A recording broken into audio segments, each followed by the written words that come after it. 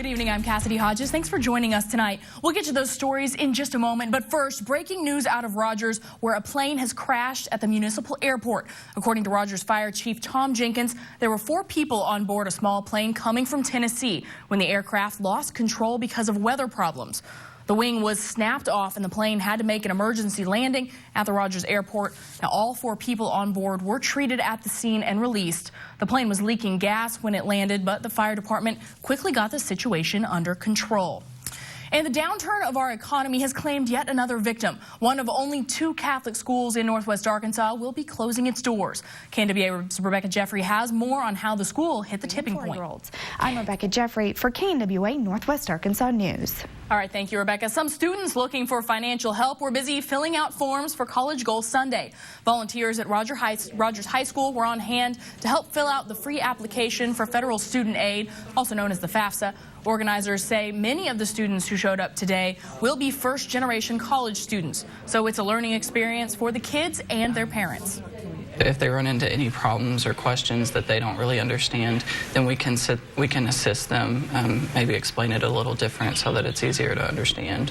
The volunteers were on hand to help fill out the lottery scholarship applications, and services were also provided for Spanish-speaking students.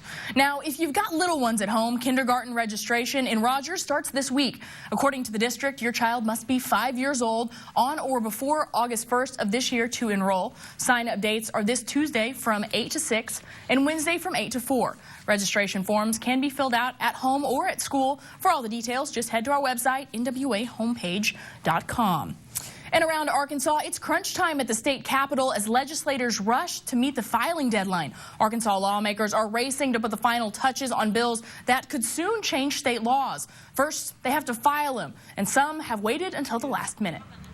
Now, another baby bill is on the docket tomorrow at the state capitol. Senate Bill 417 changes the definition of an unborn child in the criminal code. Right now, criminal charges can only be pressed if the fetus is at 12 weeks or later. But Senator Jim Hendren wants to change the definition, making a fertilized egg count as an unborn child. That would mean if a fetus is killed at any stage in development, the person could face criminal charges unless the death results from a legal abortion or from the fault of the pregnant woman carrying that fetus.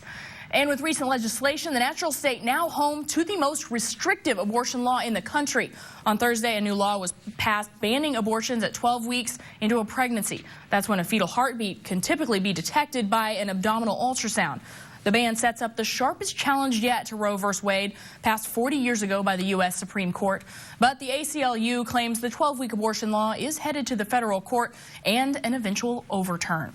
Well, in Fayetteville, residents will have a chance to voice their opinions on their proposed downtown parking deck this week.